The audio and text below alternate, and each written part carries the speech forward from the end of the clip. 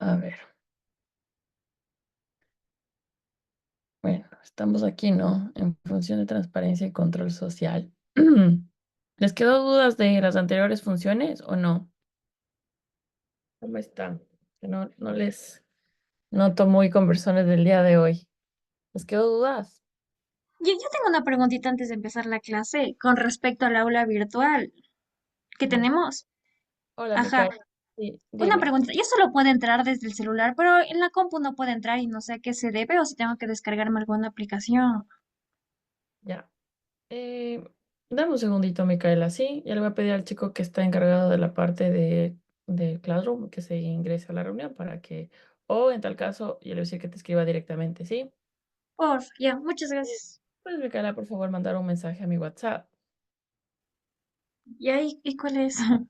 Ah, no está. O en tal caso, No, solo mándame un puntito en el grupo de WhatsApp de Nexum, ¿ya? Ya sé ok, que ya les digo. Ah, ya, perfecto. Entonces ya les voy a. Ya le voy a decir que te ayude, ¿sí? ¿Alguien más que tenga ese problema?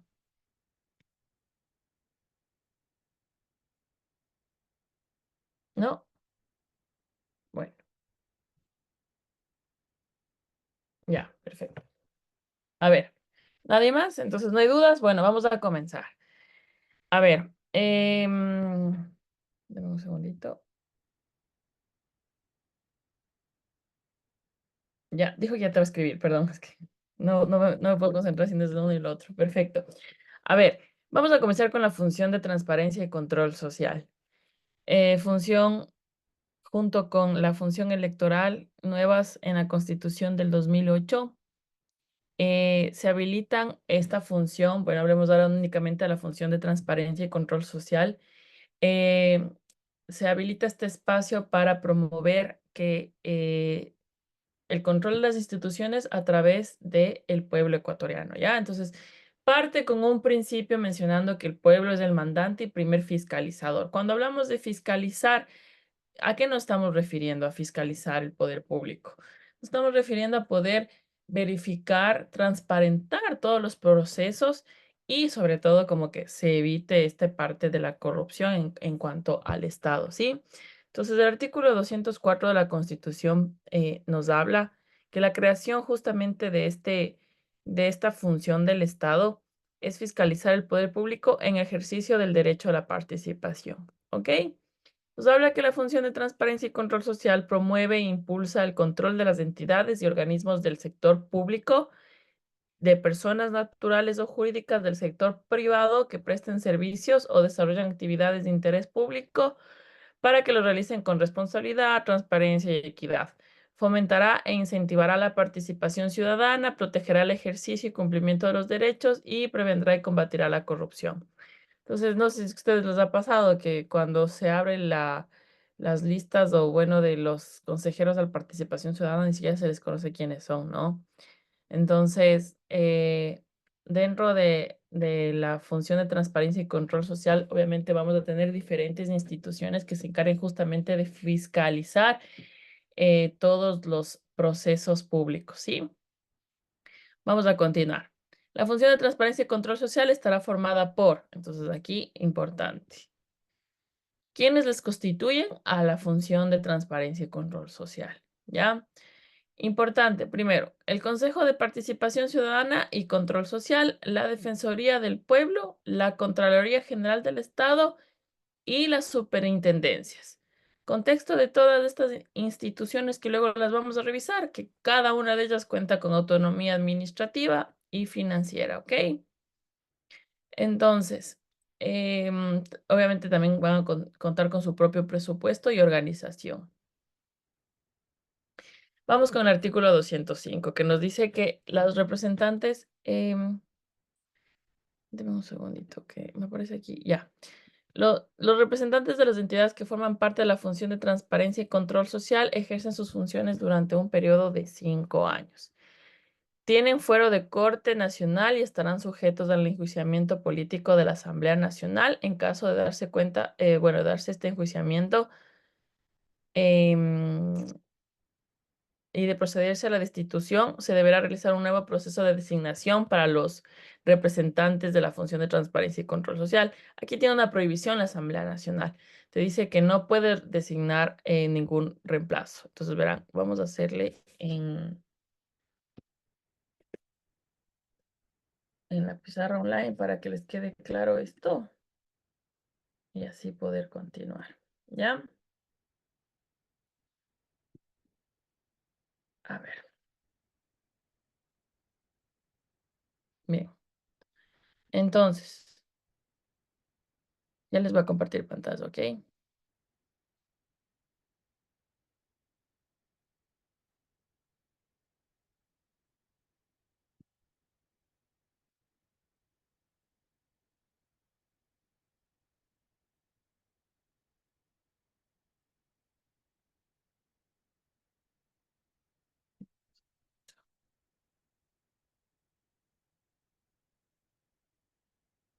Ya, perfecto.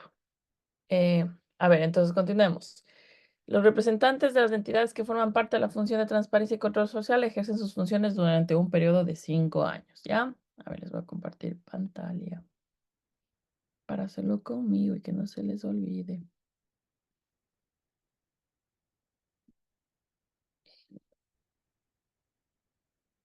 Solo con el 205, ¿ok?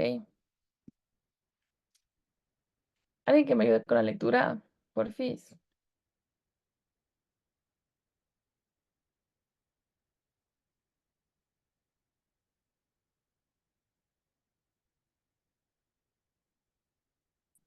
Ya, a ver, yo te digo. Gracias, Fernando. Artículo 205. Los representantes de las entidades que forman parte de la función de transparencia y control social tendrán fuero de Corte Nacional y estarán sujetos al enjuiciamiento político de la Asamblea Nacional. Ejercerán sus funciones durante un periodo de 5 años, a excepción de los miembros del Consejo de Participación Ciudadana y Control Social, cuyo mandato será de 4 años. En caso de ser enjuiciados políticamente y de procederse a su destitución, se deberá realizar un nuevo proceso de designación, salvo para los miembros del Consejo de Participación Ciudadana y Control Social, en cuyo caso se principalizará el correspondiente suplente hasta la finalización de ese periodo. En ningún caso la función legislativa podrá designar al reemplazo. Sus máximas autoridades deberán ser ecuatorianas o ecuatorianos en goce de los derechos políticos y serán seleccionadas mediante concurso público de oposición y méritos, en los casos que proceda, con postulación, veeduría e impugnación ciudadana. Ya, perfecto. Entonces, periodo 5 años, ¿no? Me dijiste algo de 4 años. Sí, aquí dice que es 4 años los miembros del Consejo de Participación Ciudadana y Control Social.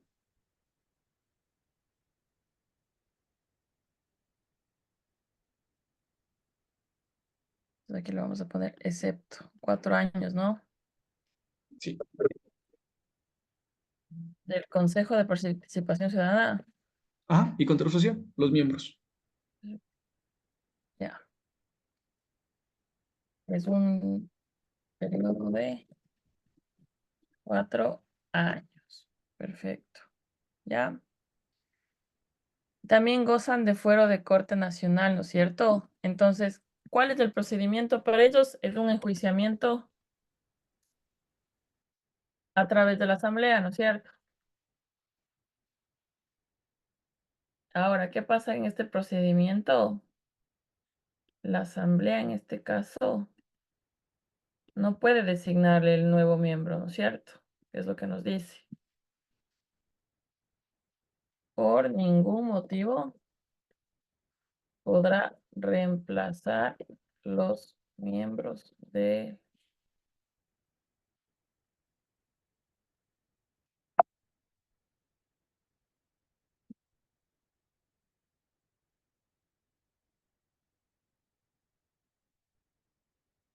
¿Cuáles son los distintos miembros de la función de transparencia y control social? ¿Ok? Hasta ahí está claro el artículo. Entonces tenemos Foro de Corte Nacional, si procede un enjuiciamiento. Hay algo que obviamente tocaría aclarar para que no se les olvide. En caso de que proceda el enjuiciamiento, aquí tenemos un nuevo proceso de designación. ¿Ok? Sus máximas autoridades deberán ser ecuatorianos en goce de los derechos políticos y serán seleccionados mediante concurso público de oposición y méritos en los casos que proceda con postulación, veeduría e impugnación ciudadana. ¿Ya? Entonces, requisitos eh, principales para poder participar, ser todos ecuatorianos. ¿Ok? ¿Claros hasta aquí? Perfecto. Si no hay dudas, vamos a continuar con las diapositivas. ¿Ok?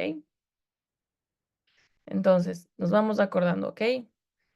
¿Cuáles son los,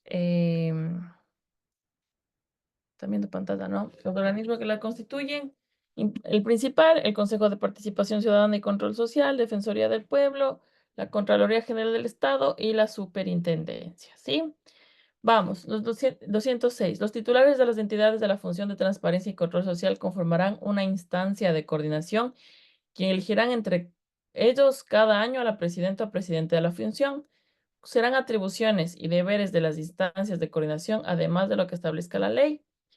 ¿Cuáles son las competencias que tiene? Entonces son cinco, sí, cinco son. Principalmente, formular políticas públicas de transparencia y control, rendición de cuentas, promoción de la participación ciudadana y prevención y lucha contra la corrupción. Dos, coordinar el plan de acción de las entidades de la función sin afectar su autonomía. Tres, articular la formulación del Plan Nacional de la Lucha contra la Corrupción. Cuatro, presentar a la Asamblea propuestas de reformas legales en el ámbito de sus competencias. Recuerden que la mayoría de las funciones tienen iniciativa normativa en su competencia y en su materia. Y por último, informar anualmente a la Asamblea Nacional de las actividades relativas al cumplimiento de sus funciones o cuando ésta las requiera. Hasta ahí, claros con las funciones generales de la función de transparencia y control social de todos prácticamente los organismos que la constituyen. Es decir, la mayoría de los organismos que la constituyen tienen las mismas funciones, ¿sí? Entonces, vamos, obviamente aquí ya se va a desencadenar lo que se encarga cada organismo, porque cada organismo obviamente va a tener funciones en específicos. Vamos con el Consejo de Participación Ciudadana y Control Social, ¿ok? Nicole, antes de seguir, yo tengo una duda. No sé quién es. O sea, Dime, Christopher, dime, Cris. estoy leyendo aquí y dice que los titulares de las entidades de función de transparencia y control social son los que designarán un presidente dentro de este. Este presidente actuaría dentro del consejo, A ver, no te entiendo la pregunta. ¿Ese presidente qué? ¿Estaría dentro del Consejo actuaría dentro del consejo, de ¿o no? Participación Ciudadana? Ajá, sí. A ver,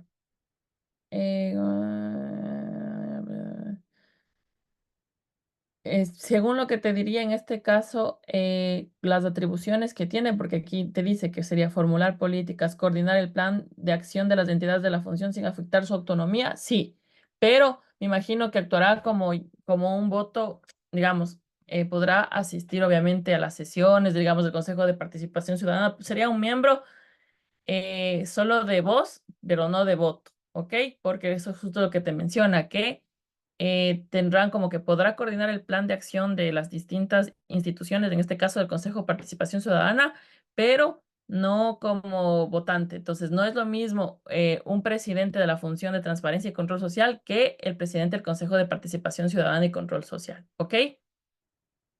Sí, Listo. perfecto.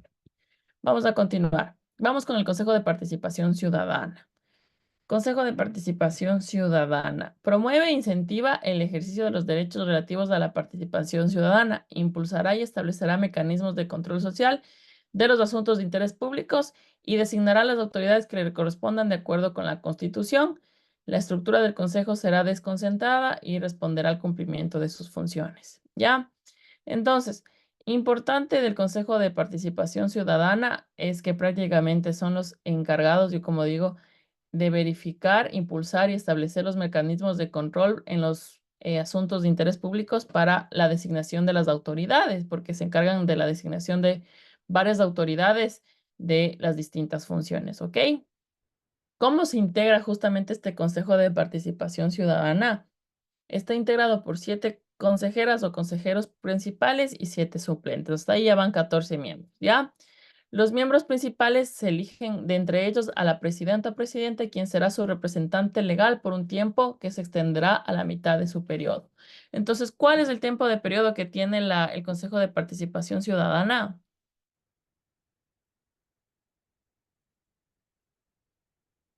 Chicos, 4 años.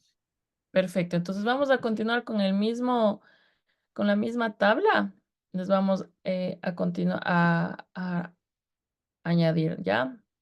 Entonces son 4 años que tiene el Consejo de Participación Ciudadana, ¿no es cierto? ¿Cuántos miembros son? Son 7 principales y 7 suplentes. Perfecto. Gracias, Jonathan, por contestar. 7 principales, 7 suplentes. Aquí en los principales voy, porque si no se vayan a confundir. De los principales se elige a su presidente, ¿no es cierto? Disculparán todos los cuadros que hago para que no se olviden. De los principales se elige el presidente. ¿Qué dice de la duración de su periodo?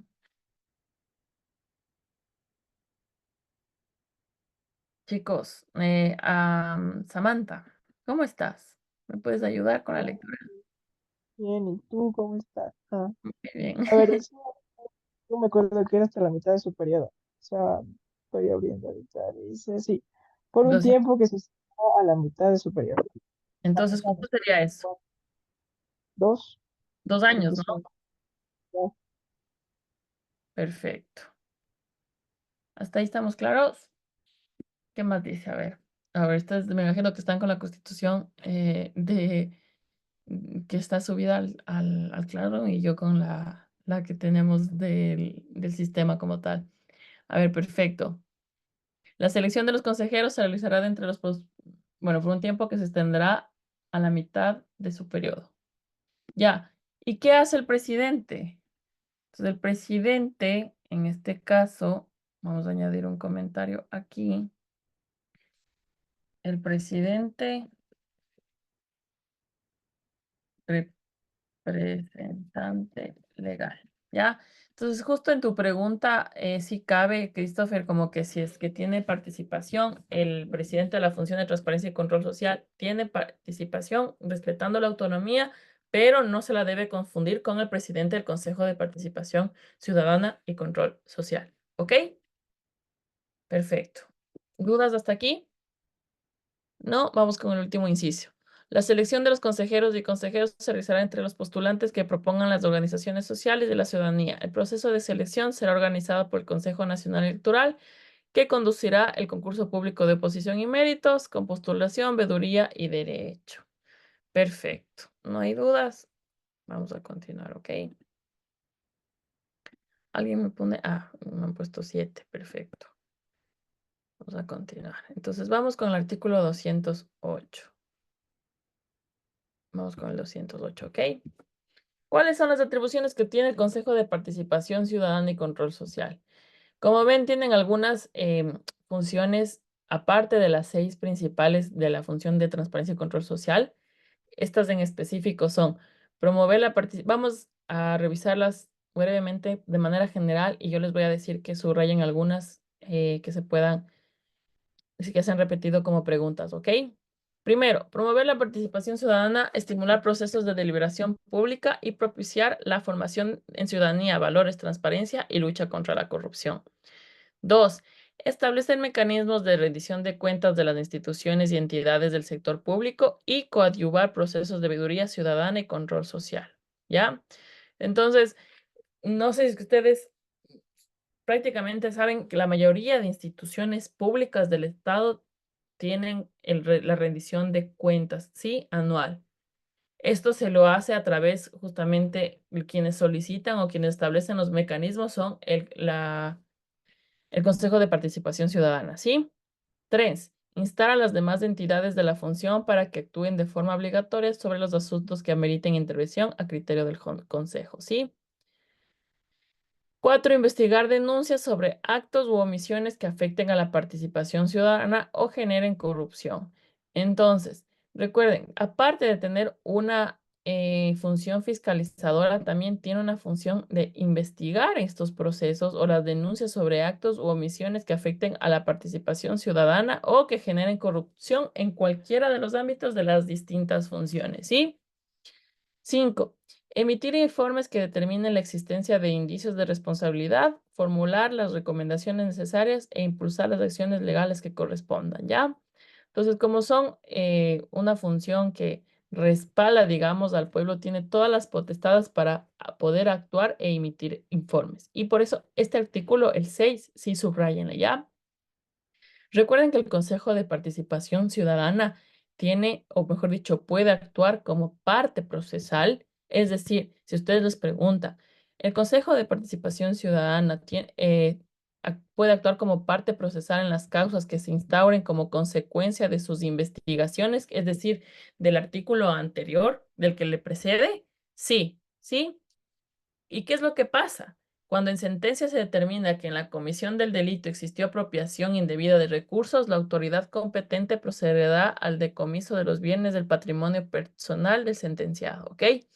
Entonces, actúa como fiscalizador, como parte procesal y también tiene la potestad de que cuando exista una sentencia que se determine la comisión de algún delito, en este caso la mayoría de delitos de administración pública, la autoridad competente procederá, obviamente, en este caso, ¿cuál sería la autoridad competente? El decomiso de los bienes del patrimonio personal del sentenciado. ¿Ok? ¿Sí? Eso está ahorita perdón, que me trabe. Está en su simulacro del parte constitucional, ¿ya? Para que lo revisen y este artículo sí le subraye. 7. Coadyuvar a la protección de las personas que denuncien actos de corrupción. 8. Solicitar a cualquier entidad o funcionario de las instituciones del Estado. Esto es importante también. 8. Solicitar a cualquier entidad o funcionario de las instituciones del Estado la información que considere necesaria para sus investigaciones o procesos. Las personas e instituciones colaborarán con el Consejo y quienes se nieguen a hacerlo serán sancionados de acuerdo con la ley. Algo bueno que tiene prácticamente el Consejo de Participación Ciudadana es que tiene la libertad, o mejor dicho, tiene toda la potestad porque la Constitución le respalda en poder acercarse a cualquier institución del Estado o en cualquier institución privada que brinde servicios brinde servicios públicos. Poder decir, ¿sabes qué? Necesito que me ayudes con la información de cuántos, no sé, te pongo un ejemplo, cuántos usuarios o el informe anual de lo que has recibido tú, por ejemplo, o incluso de la propia universidad, por ejemplo, ¿sí? Obviamente sin afectar su autonomía, pero el Consejo de Participación Ciudadana tiene todas las potestades para solicitar eh, información que amerite a sus investigaciones, ¿ok? Vamos con el 9. Organizar el proceso y vigilar la transparencia en la ejecución de los actos de las comisiones ciudadanas de selección de autoridades estatales. Entonces, recuerden, para seleccionar, digamos, por ejemplo, el fiscal general, el procurador, se habilitan ciertas comisiones y quienes tienen que organizar y vigilar este proceso es el Consejo de Participación Ciudadana, ¿ok? Para que no exista intervención de las otras funciones del Estado, aparentemente, ¿sí? 10. Designar a la primera autoridad de la Procuraduría General del Estado y de las superintendencias de entre las ternas propuestas por el presidente de la República, luego del proceso de impugnación y veeduría ciudadana correspondiente. Designar a la primera autoridad de la Defensoría del Pueblo Defensoría Pública, Fiscalía General del Estado y Contraloría General del Estado. Yo les puse de pregunta en el examen y ahora les voy a preguntar a cualquiera de ustedes, ¿cuál es la diferencia entre la Defensoría del Pueblo y la Defensoría Pública? A ver, le voy a preguntar, a ver, ya le he preguntado a Samantha mucho, a Fernando también. Mm, Le voy a preguntar a Brigitte Herrera.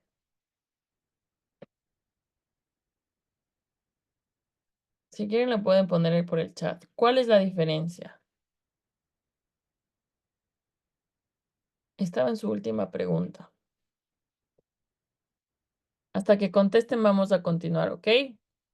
12. Designar a los miembros del Consejo Nacional Electoral, Tribunal Contencioso Electoral y Consejo de la Judicatura, luego de agotar el proceso de selección correspondiente. Obviamente existe un proceso interno, pero ellos son quienes designen a los miembros del Consejo Nacional Electoral, que ya vamos a revisar la función electoral, el Tribunal Contencioso Electoral y el Consejo de la Judicatura, que ya lo revisamos. Perfecto. Bien. Hasta ahí todo claro, ¿ya? Claro con el Consejo de Participación Ciudadana y Control Social.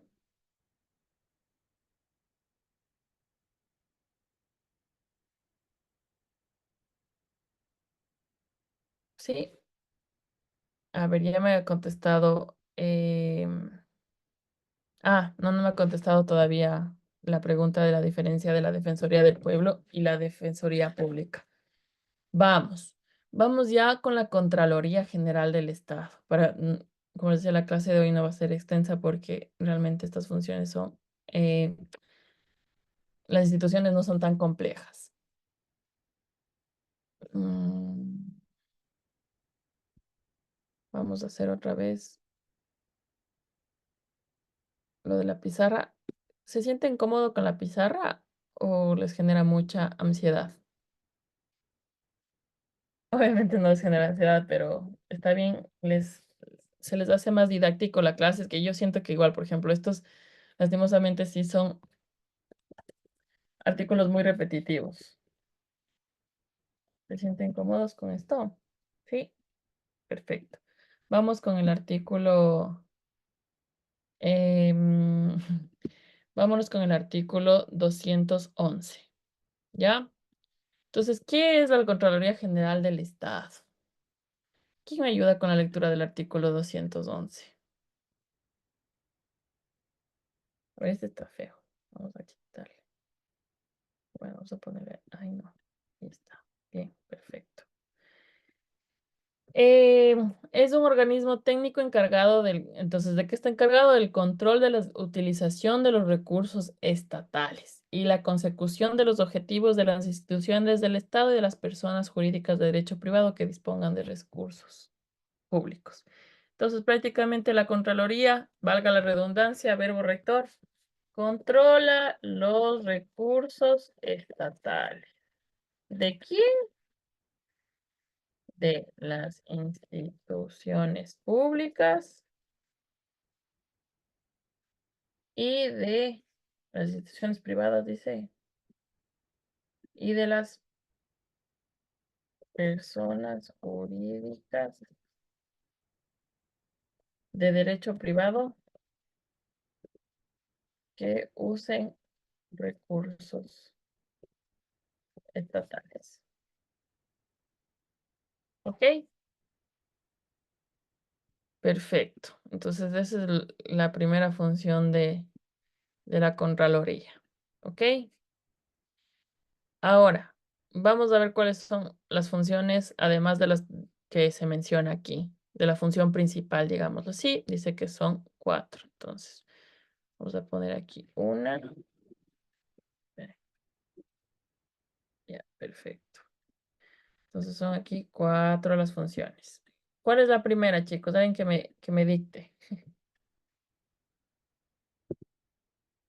A ver, la primera función es dirigir el sistema de control administrativo que se compone de auditoría interna, auditoría externa y de control interno de las entidades del sector público y de las entidades privadas que dispongan de recursos públicos.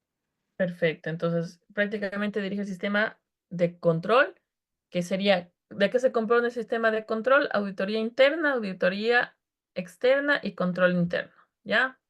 Entonces es auditoría interna, externa y Y control control interno.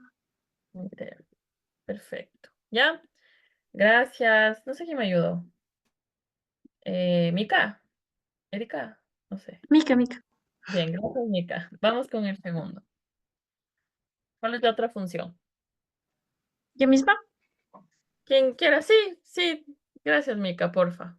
Ya. Determinar responsabilidades administrativas y civiles culposas e indicios de responsabilidad penal relacionados con los aspectos y gestiones sujetas a su control, sin perjuicio de las funciones que en esa materia sean propias de la Fiscalía General del Estado.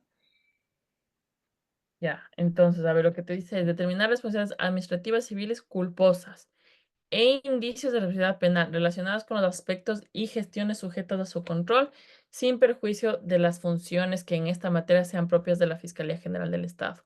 Entonces, claramente, para poder determinar las responsabilidades administrativas y civiles culposas, necesita un procedimiento de control, que en este caso sería las auditorías internas, externas y de control interno, ¿sí?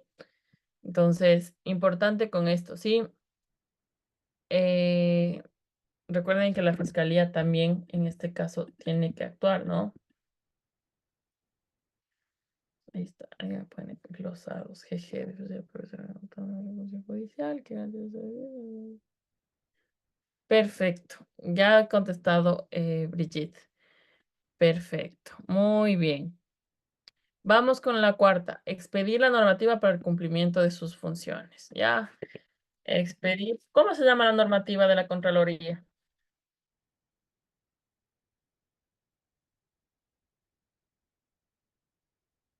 Alguien que quiera googlear.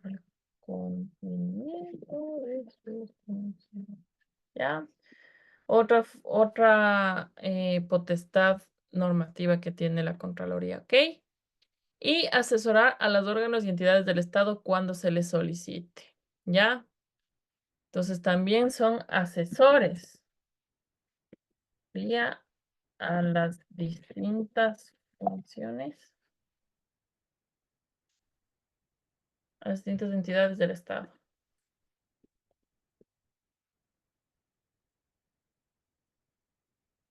Me Sobre todo, parece que se llama, bueno, acabo de googlear y me parece que se llama Ley Orgánica de la Contraloría General del Estado, la normativa. Sí está. perfecto. Vamos a poner aquí, sí, ley orgánica De la Contraloría General del Estado. de la Contraloría General del Estado. ¿Y quién es el Contralor ahora?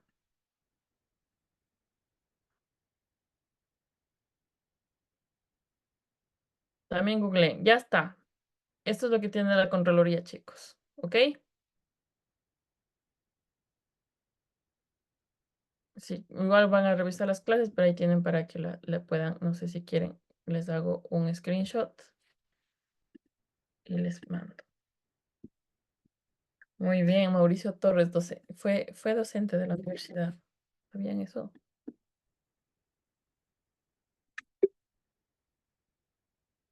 No de nuestra facultad, pero sí de la universidad. Ya, perfecto. Ya está. Muy bien. Vamos a continuar. Vamos con las superintendencias. Este no les vamos a hacer cuadrito. Este es breve. ¿Qué hacen las superintendencias? ¿Cuáles son las distintas superintendencias que tenemos? A ver,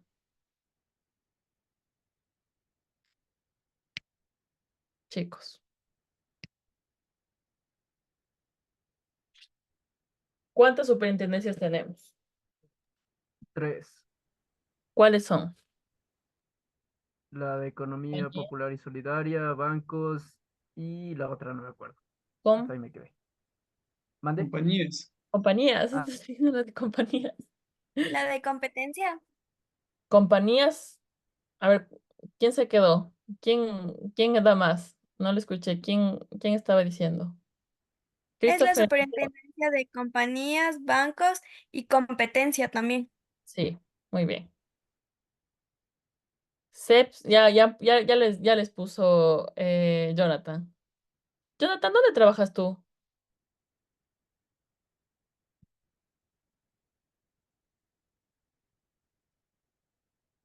¿En dónde? No nos ha contestado. Bueno, continuemos.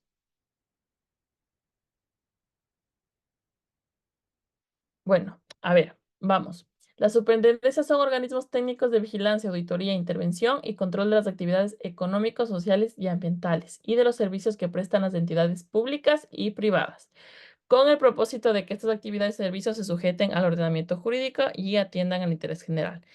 ¿Qué hacen las superintendencias? Actúan de oficio o requerimiento ciudadano. Las facultades específicas de las superintendencias y de las áreas que requieren de control, auditoría y vigilancia de cada una de ellas se determinará de acuerdo con la ley. Entonces aquí mismo te dice, las superintendencias son dirigidas y representadas por los superintendentes o superintendentas. La ley determina cuáles son los requisitos que deben cumplir.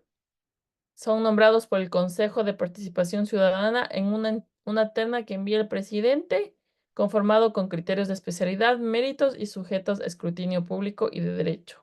¿Ya? Perfecto.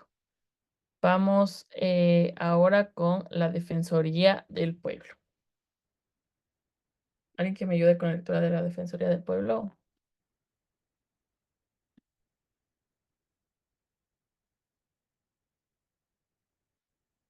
Maldito. Yo, Bueno, ya, bien, gracias. ¿Qué dijo yo? Dome. Gracias, Dome. La Defensoría del Pueblo será un órgano de derecho público con jurisdicción nacional, personalidad jurídica y autonomía administrativa y financiera. Su estructura es concentrada y tendrá delegados en cada provincia y en el exterior. Ya, perfecto. Gracias, mi Dome. Este ya revisamos, ¿no? La Defensoría del Pueblo es un órgano de derecho público con jurisdicción nacional, personalidad jurídica, su estructura será desconcentrada y tendrá delegados en cada provincia y en el exterior. La Defensoría del Pueblo tiene como funciones la protección y tutela de los derechos de los habitantes del Ecuador y la defensa de los derechos de las ecuatorianas y ecuatorianos que están fuera del país. Serán sus atribuciones, además de la que establezca la ley. El patrocinio de oficio a petición de parte de las acciones de protección. Este artículo es súper importante, chicos. Este sí, subrayenle y no se olviden, ¿ya? Porque fue una pregunta del examen y que la mayoría se olvidó y se equivocó. Yo digo, ¿pero por qué? Si la mayoría, incluso en la misma ley, te menciona en este caso del defensor del pueblo, ¿sí? ¿Ya? ¿Qué hace? El primero, el patrocinio de oficio o a petición de parte de las acciones de protección, habeas corpus, acceso a la información pública, habeas data, acción de incumplimiento, acción ciudadana y los reclamos por mala calidad o indebida prestación de los servicios públicos o privados, ¿sí? Entonces, tiene que patrocinar las causas de oficio o a petición de parte. No se olviden, estas dos, de oficio o a petición de parte. ¿De qué? De las acciones de protección, habeas corpus prácticamente de las acciones de la Ley Orgánica de Garantías Jurisdiccionales, ¿sí? ¿Ok? No se olviden este artículo, subrayenle, chicos. Dos, emitir medidas de cumplimiento obligatorio e inmediato en materia de protección de los derechos y solicitar juzgamiento y sanción ante la autoridad competente por sus incumplimientos. Tres, investigar y resolver en el marco de sus atribuciones sobre acciones u omisiones de personas naturales que presten servicios públicos. Cuatro, ejercer y promover la vigilancia del debido proceso y prevenir e impedir el inmediato la tortura, el trato cruel, inhumano y degradante en todas sus formas. ¿Sí? ¿Cuáles son los requisitos para ser defensor del pueblo? Cumplir con los mismos requisitos exigidos para los jueces y Cortes Nacional de Justicia. ¿Cuáles eran los requisitos para ser juez de la Corte Nacional de Justicia?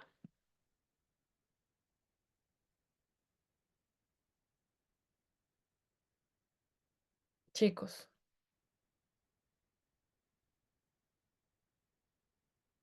Ya saben eso de memoria porque les he dicho. Ser abogado, es decir, tener título de derecho, 10 años de experiencia, ser ecuatoriano, es exacto, es tener título de derecho y haber ejercido la profesión por lo menos mínimo 10 años, ¿sí? Em, ya, continuemos. No se olviden de los requisitos. De los mismos requisitos exigidos para los jueces de la Corte Nacional de Justicia y acreditar una amplia trayectoria en la defensa de los derechos humanos. Yo voy a ser entonces defensora del pueblo. La defensora tendrá fuero de Corte Nacional de Justicia y goza de inmunidad en los términos que establezca la ley. ¿Ok? Hasta aquí, dudas de la función de transparencia y control social. No, sí, no. Es bastante corta la función de control y transparencia social. Lo único que les pueden preguntar es quiénes forman parte de la función de transparencia y control social, o sea, qué organismos, que están en las diapositivas, eh, de qué se encarga el Consejo de Participación Ciudadana y de la Contraloría, eso en realidad en general no, ¿ya? Excepto ese artículo que les leí que sí, de cuál es la función de la defensor del pueblo, ¿sí? Perfecto. Vamos ahora sí con la estructura de la función electoral, mejor dicho, vamos con la función electoral. Este cuadrito que está aquí en pantalla les resume brevemente la función electoral. Lo único que ustedes al final de la clase tienen que aprender es de qué se encarga el Consejo Nacional Electoral y de qué se encarga el Tribunal Contencioso Electoral. ¿Sí? Algo importante que tiene el Tribunal Contencioso Electoral, bueno, que lo vamos a revisar más adelante, es en cuanto a su materia, cómo se resuelven los recursos, o sea, cuál es el último recurso que existe en materia electoral. ¿Ok? Entonces vamos a empezar con la función electoral. ¿Qué hace la función electoral? Prácticamente garantiza el ejercicio de los derechos políticos que se expresan a través del sufragio, así como referentes a la organización política de la ciudadanía. Entonces, prácticamente la función electoral, aparte de garantizar estos procesos, de garantizar, mejor dicho, estos derechos, se encarga de los procedimientos para que a través del sufragio se pueda determinar la organización política de nuestro país, ¿sí? ¿De qué está formada la función electoral? Como les decía, está formada por el Consejo Nacional Electoral y el Tribunal Contencioso Electoral. ¿Sí? Ambos órganos tienen sede en Quito, jurisdicción nacional, autonomía administrativa, financiera y organizativa, personalidad jurídica propia, se rigen por principios de autonomía, independencia, publicidad, transparencia, equidad, etcétera, etcétera, etcétera. ¿Ya? ¿Qué se encarga prácticamente el Consejo Nacional Electoral? El Consejo Nacional Electoral se integra por 5 consejeros o 5 consejeros principales que ejercerán sus funciones por 6 años y se renovará parcialmente cada 3 años, 2 miembros en la primera ocasión, 3 en la segunda y así sucesivamente. Eso no nos van a tomar, ¿ok? El segundo inciso dice que la presidenta y vicepresidente se elegirán de entre sus miembros principales y ejercerán sus cargos por 3 años. La presidenta del Consejo Nacional Electoral será representante de la función electoral. Importante. Quien representa esta función, que es lo que me preguntaba igual en la de la función, en la anterior función, quien representa la función electoral en general es el presidente del Consejo Nacional Electoral, no el del Tribunal Contencioso Electoral, ¿ok? La ley determina la organización, funcionamiento y jurisdicción de los organismos electorales, ¿ya? ¿Cuáles son los requisitos, o mejor dicho, para ser miembro del Consejo Nacional Electoral se requerirá tener ciudadanía ecuatoriana y estar en goce de los derechos políticos? ¿Hasta ahí claros? Vamos a ver cuáles son las funciones del Consejo Nacional Electoral. Además de las que determina la ley, importante, organiza, dirige, vigila y garantiza de manera responsable, mejor dicho, de manera transparente los procesos electorales. Convoca elecciones, realiza los cómputos electorales, proclama los resultados y posesiona a los ganadores de las elecciones. Bueno, básicamente el primer punto de lo que entendemos por el Consejo Nacional Electoral, ¿sí? 2, designar los integrantes de los organismos electorales desconcentrados. En este caso, el director de la Tungurahua del Consejo Nacional Electoral, etcétera, etcétera, etcétera, ¿ya? 3, Controlar la propaganda y el gasto electoral. Conocer y resolver sobre las cuentas que presenten las organizaciones políticas y los candidatos. Hablando de esto, ¿cuántos binomios hay para las elecciones presidenciales para el próximo año, chicos? ¿Cuántos hay? ¿Y qué les parece? Para hacer una pequeña pausa. 17, ¿no? Sí, sí, son 17 binomios. ¿Qué les parece? O sea, en un país de 18 millones, o sea, de 18 millones de ecuatorianos tenemos 17 binomios. ¿Se imaginan? Es un montón. O sea, yo digo, no deberían dejarles participar a todo, pero lastimosamente tenemos también la parte de que somos una constitución que es muy abierta en los derechos de participación. Sí, literal, todo el mundo quiere cambiar al Ecuador, pero bueno, así que el Consejo Nacional Electoral tendrá que controlar la propaganda y el gasto electoral, porque obviamente tiene que estar esto en justa equivalencia, conocer y resolver sobre las cuentas que presenten las organizaciones políticas y los candidatos. Recuerden que el Estado a ciertos movimientos políticos les da presupuesto, ¿no? Para justamente el gasto electoral. ¿Ok?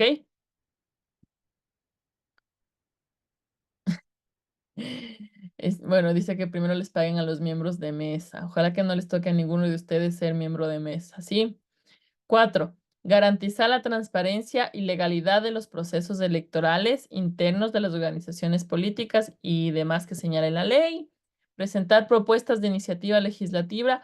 Esto es importante porque ya recuerden que leímos un artículo del tema electoral, que no se puede presentar un proyecto de ley en materia electoral cuando es un año antes de elecciones. Entonces no se puede presentar, no se olviden de eso. Eso ya igual les dice que subraye. 5. Este artículo también igual subraye. Presentar propuestas de iniciativa legislativa sobre el ámbito de competencia de la función electoral con atención a lo sugerido por el Tribunal Contencioso. 7. Determinar su organización y formular y ejecutar su presupuesto. 8. Mantener el registro permanente de las organizaciones políticas y de sus directivas, verificar los procesos de inscripción. 9. Vigilar que las organizaciones políticas cumplan con la ley, sus reglamentos y sus estatutos. 10.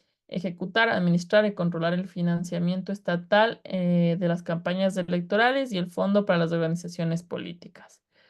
11.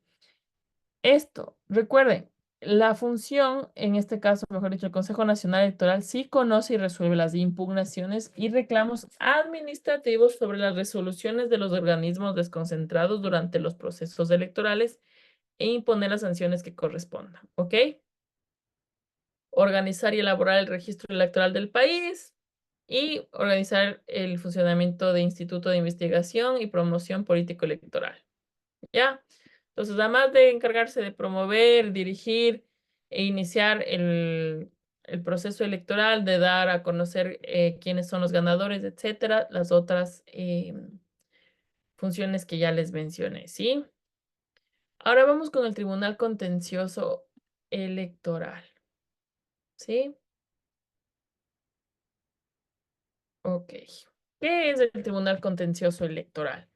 Está conformado por 5 miembros principales que ejercerán sus funciones por 6 años. El Tribunal Contencioso Electoral se renueva parcialmente cada 3 años, 2 miembros en la primera ocasión, 3 en la segunda y así sucesivamente. Existirán 5 miembros suplentes que se renovarán de igual forma que los principales. El presidente presidente o vicepresidente se elegirán de entre sus miembros principales y ejercerán sus cargos por 3 años. ¿Cuáles son los requisitos para ser miembro del Tribunal Contencioso Electoral? Tener la ciudadanía ecuatoriana, estar en goce de los derechos políticos, tener título de tercer nivel en derecho legalmente reconocido en el país y haber ejercido con probidad notoria la profesión de abogado, la judicatura o la docencia universitaria en ciencias jurídicas por un lapso mínimo de 10 años. Yo no sé, porque en algunos sí les ponen todos los requisitos y en otros los mismos que determina la Corte Nacional. Es como que... Pero bueno, F. Continuemos. ¿Cuáles son las funciones que tiene el tribunal? Esto es bastante sencillo, no se vayan a equivocar. Son 3 sencillas que tienen, bueno, no son sencillas, son muy complejas, pero no se olviden, ¿ok? Primero, el Tribunal Contencioso Electoral prácticamente son quienes conocen y resuelven los recursos electorales contra los actos del Consejo Nacional Electoral y de los organismos desconcentrados y los asuntos litigiosos de las organizaciones políticas, ¿ok? Dos, sanciona por incumplimiento de las normas sobre financiamiento, propaganda, gasto electoral y en general por vulneraciones de normas electorales. Tres, determinar su organización y formular y ejecutar su presupuesto. Esto es lo que más les debe a ustedes subrayar. Recuerden que los fallos y resoluciones constituyen jurisprudencia electoral y son de última instancia e inmediato cumplimiento, ¿sí? Los fallos y resoluciones de la del Tribunal Contencioso Electoral constituyen jurisprudencia y son, en este caso, de última e inmediato cumplimiento, ¿ya? Entonces, prácticamente recuerden que el Tribunal Contencioso Electoral conoce y resuelve los recursos electorales. Eh, no sé si es que tengan dudas.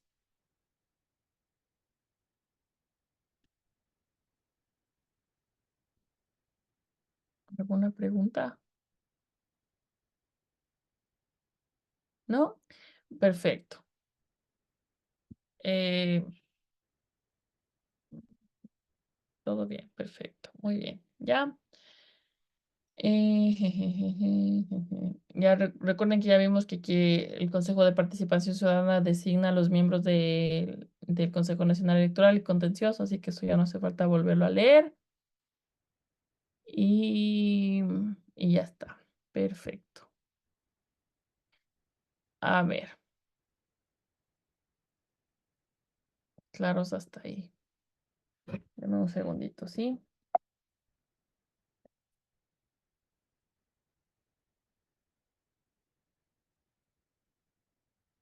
Ya. Dicho eso, nos vamos a ir ya al último tema que tienen de la guía metodológica, que sería en este caso la organización territorial del Estado ecuatoriano, ¿ok? Esto está, están viendo las diapositivas, ¿verdad?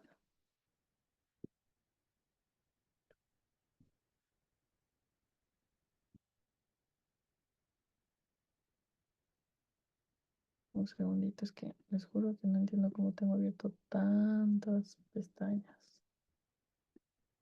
Perfecto. Vámonos con la organización territorial del Ecuador. Únicamente lo que les dice la guía metodológica en cuanto a los principios. ¿Quién les dio cotada a ustedes?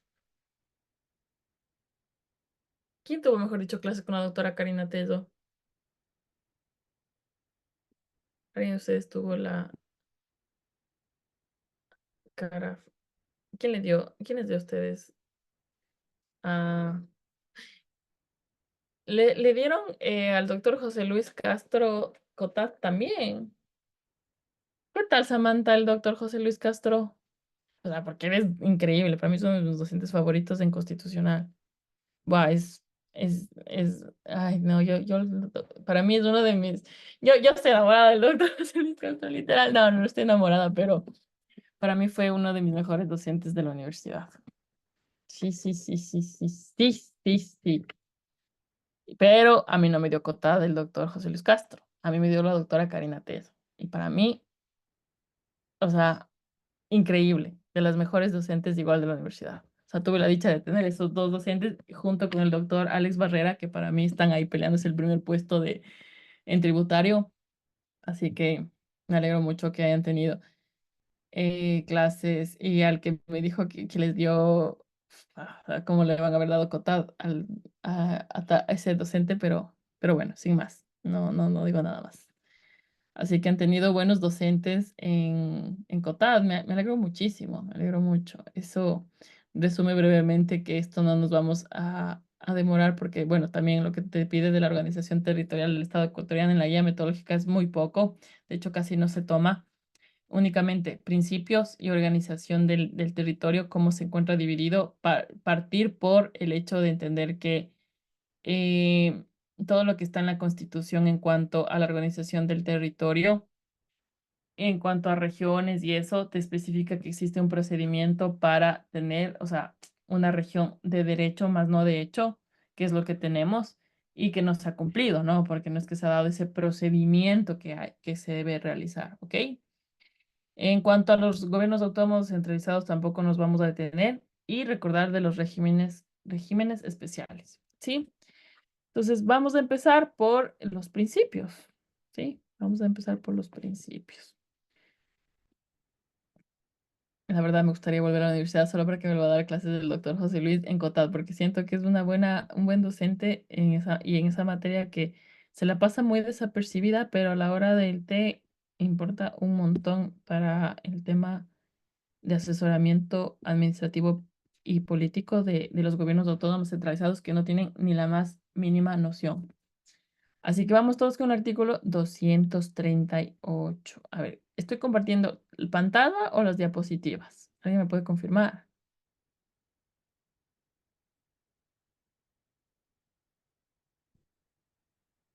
No. Bien, perfecto. Diapositiva, gracias. Muy bien, vamos. Vamos con el 238. Tenemos la organización territorial del Estado. Vamos a partir por los principios. Los gobiernos autónomos descentralizados gozan de autonomía política, administrativa y financiera y se regirán por los principios de solidaridad, subsidiariedad, etcétera, etcétera, etcétera, ¿ya? Importante, ¿quiénes constituyen los gobiernos autónomos descentralizados? Las juntas parroquiales rurales, los consejos municipales, los consejos metropolitanos, los consejos provinciales y los consejos regionales, ¿ya? El régimen de gobiernos autónomos centralizados se regirá por la ley correspondiente. ¿Cuál es la ley de los régimen de gobiernos autónomos descentralizados? Que ya les dije ahorita hace un ratito.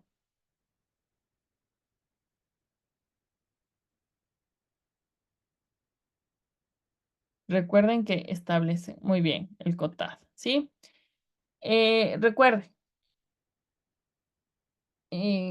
bueno, que establecerá un sistema nacional de competencias de carácter obligatorio y progresivo y definirá las políticas y mecanismos para compensar los desequilibrios territoriales en el proceso de desarrollo. Los gobiernos autónomos centralizados de las regiones, distritos metropolitanos, provincias y cantones tendrán facultades legislativas en el ámbito de sus competencias. La planificación garantizará el ordenamiento territorial y será obligatoria de todos los gobiernos autónomos descentralizados. Hasta ahí en cuanto a principios. Vamos con lo importante. ¿Cómo está organizado el territorio?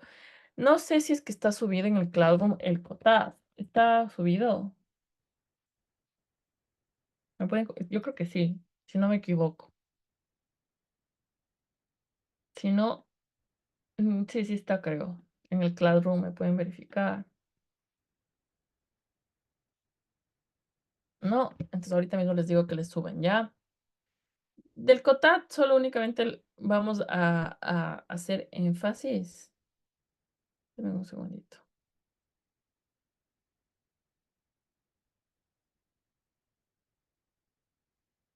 Ya les dije que les suban, ¿ya? Vamos a hacer énfasis únicamente. No, no, no, no, no. Siempre les pido, es que lo que pasa es que siempre vieron que hay un montón de actualizaciones, o sea, bueno, no un montón, pero Carlos siempre es el que se encarga de la parte académica y a veces dicen, no, ¿para qué montar un código más? Yo digo, no, sí, o sea, el COTAD para mí es re importante y a veces los que están subidos en la web ya están desactualizados o así, ya. Así que ahorita ya les pedí que les suban, ya. A ver, cuando revisen el COTAD van a encontrar la misma similitud, o mejor dicho, en cuanto habla de las organizaciones territoriales, ¿ya?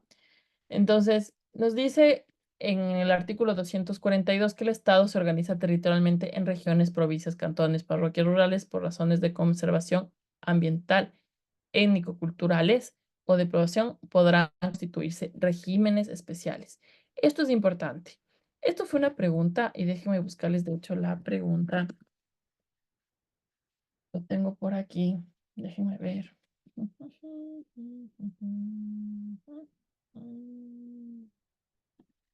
Aquí está la pregunta, si no me equivoco. Espera un segundito.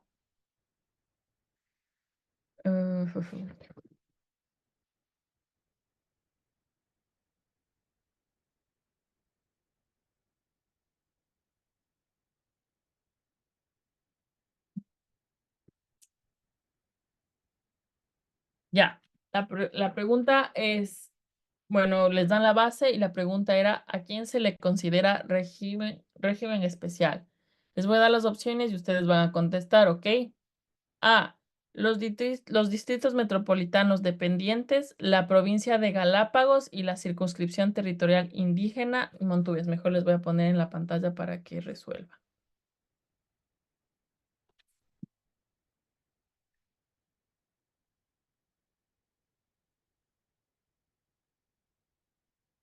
Se comparta la pantalla. Ojalá no se pegue con toda y respuesta. A ver, aquí. Perfecto, muy bien. Aquí está. A ver, chicos, sí pueden ver la pantalla, ¿no es cierto? ¿Cuál es la respuesta correcta?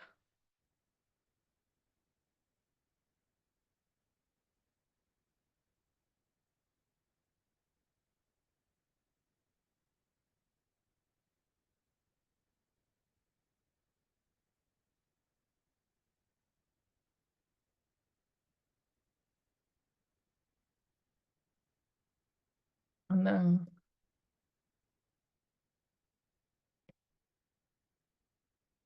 ¿Es la B o la D?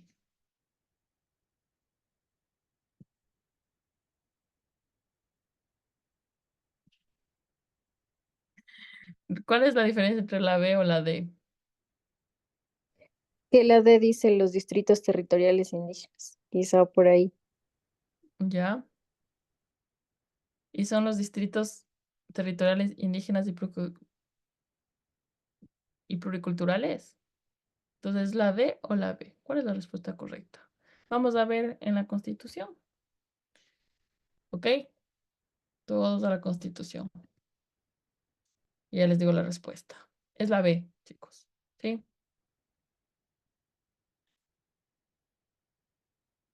Los distritos, artículo 242. El Estado se organiza territorialmente en regiones, provincias, cantones y parroquias.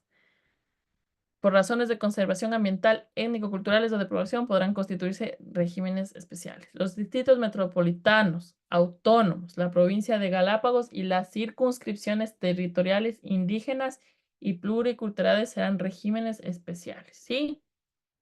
No existen distritos territoriales indígenas, ¿ok? Son circunscripciones. No se vayan a olvidar. Entonces la respuesta era la B. Perfecto.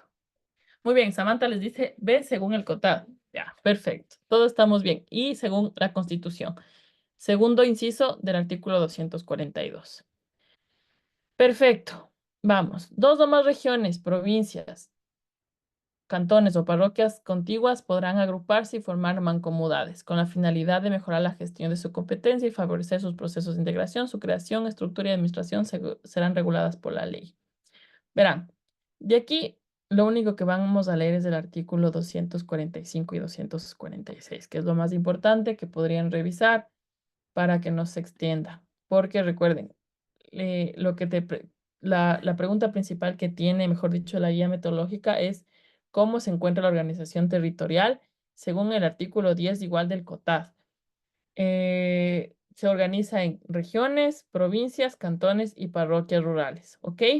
Entonces, eso es lo único únicamente que está en la guía metodológica, ¿sí? Pero sí es importante que revisen cómo se forma aparentemente esta iniciativa de la conformación de una región autónoma, ¿sí?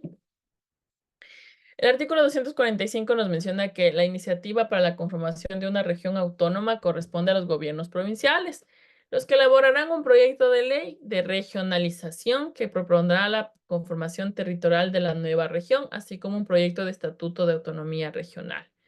La Asamblea Nacional aprobará en un máximo de 120 días el proyecto de ley y en caso de no pronunciarse dentro de este plazo se considerará aprobado. Para negar o archivar el proyecto de ley, la Asamblea requerirá con los votos de las 2/3 de sus integrantes. ¿Ya? 3. O sea, bueno, tercer inciso. El proyecto de estatuto será presentado ante la Corte Constitucional para que verifique su conformidad con la Constitución. El dictamen correspondiente se emitirá en un plazo máximo de 45 días. En caso de que no se emita el informe de la Corte Constitucional o el dictamen favorable, se entenderá que el dictamen es favorable, ¿sí? ¿Qué pasa? Una vez que se tiene el dictamen favorable de la Corte Constitucional y la aprobación del proyecto de ley orgánica, se convocará consulta popular de las provincias que formarían esta región. Entonces, aparentemente, obviamente hay ciertos requisitos para formar la región, porque obviamente las provincias tienen que estar en conjuntas territorialmente, geográficamente hablando. No es como que yo puedo formar parte de la región si yo soy de Tungurahua y no sé, geográficamente no me encuentro al lado de Sucumbíos, no puedo formar parte de, ¿no? Eso. Si la consulta fuera aprobada por la mayoría absoluta de los votos válidamente emitidos en cada provincia, entrará en vigencia la ley y su estatuto y se convocará elecciones regionales en los siguientes 45 días para nombrar autoridades y representantes correspondientes. Esto no ha pasado, como les digo, así que no hace falta que se empeñen en esta parte porque realmente es muy complejo que les tomen algo acerca de esto que no lo revisan, digámoslo así, en la universidad. Entonces, cuando yo tuve COTAD, por ejemplo, nos hablaban de esta clase únicamente abierto a que no se ha dado los casos de poder constituir de derecho una región. Eh, Eso. Entonces, no nos vamos a centrar tanto en eso. Vámonos con el artículo 251 directamente. Ya vamos a hablar de los gobiernos autónomos descentralizados para que sepan qué hacen los gobiernos autónomos descentralizados y hablar de este caso en específico de Galápagos, ¿ok? Artículo 251. En cada región autónoma elegirán por votación a su consejo regional y a su gobernadora o gobernador regional que lo presidirá. Esperen, me salté. Mucho.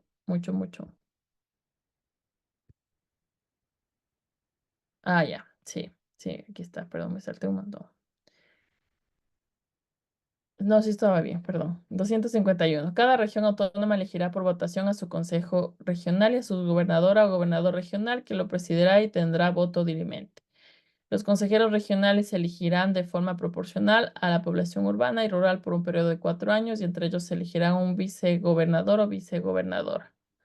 Cada gobierno regional establecerá en su estatuto los mecanismos de participación ciudadana que la Constitución prevea. Artículo 252. Cada provincia tiene un consejo provincial con sede en su capital que estará integrado por una prefecta o prefecto y un viceprefecto o viceprefecta elegidos por votación popular, por alcaldesas o alcaldes o concejales, voy a decirles una sola ya, en representación de los cantones y por los representantes elegidos entre quienes presidan las juntas parroquiales rurales de acuerdo con la ley. La prefecta o prefecto será la máxima autoridad administrativa del Consejo Provincial, no se olvide. Con voto dirimente y en ausencia temporal o definitiva será reemplazado por la persona que ejerza la viceprefectura. Perfecto. Hasta aquí no se centren en nada más. Ahora, importante, en cuanto a este tema de competencias, no se olviden lo que les decía de Galápagos, porque se equivocaron mucho en cuáles son los regímenes especiales y les preguntaban algo acerca del artículo 258 de la Constitución, así que todos vamos a leer el artículo 258. De hecho, le voy a pedir a lectura a alguien del artículo 258 hasta yo encontrar la pregunta, ¿ya?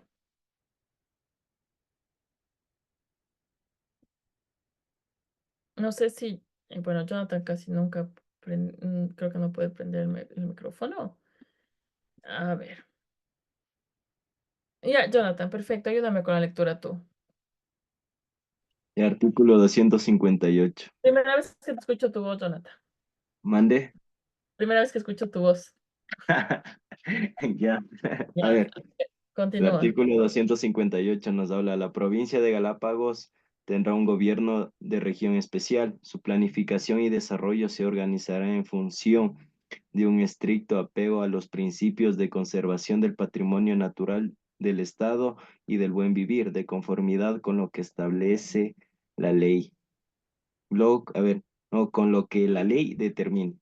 Su administración estará a cargo de un Consejo de Gobierno presidido por el representante de la Presidencia de la República e integrado por las alcaldesas y alcaldes de los municipios de la provincia de Galápagos, representante de las juntas parroquiales y los representantes de los organismos que determine la ley. Dicho Consejo de Gobierno tendrá a su cargo la planificación, manejo de los recursos y organización de las actividades que se realicen en la provincia. La ley definirá el organismo que actuará en calidad de secretaria técnica. Para la protección de Distrito Especial de Galápagos, se limitarán los derechos de migración interna, trabajo o cualquier otra actividad pública o privada que pueda afectar al ambiente. En materia de ordenamiento territorial, el Consejo de Gobierno dictará las políticas en coordinación con los municipios y juntas parroquiales, quienes las ejercerán. Las personas residentes permanentes afectadas por la limitación de los derechos tendrán acceso preferente a los recursos naturales y a las actividades ambientalmente sustentables. Ya, perfecto. Verán, ya les voy a buscar la pregunta de este, pero subrayen este artículo 258 porque la verdad que en todos los formularios que tengo no me aparece a excepción de la de regímenes especiales, pero ya les voy a ver en otro archivo que tengo, ¿sí? Entonces, subrayen solo este artículo, ¿sí? Em, eso en cuanto a este artículo y en cuanto al tema de la guía metodológica, ¿sí?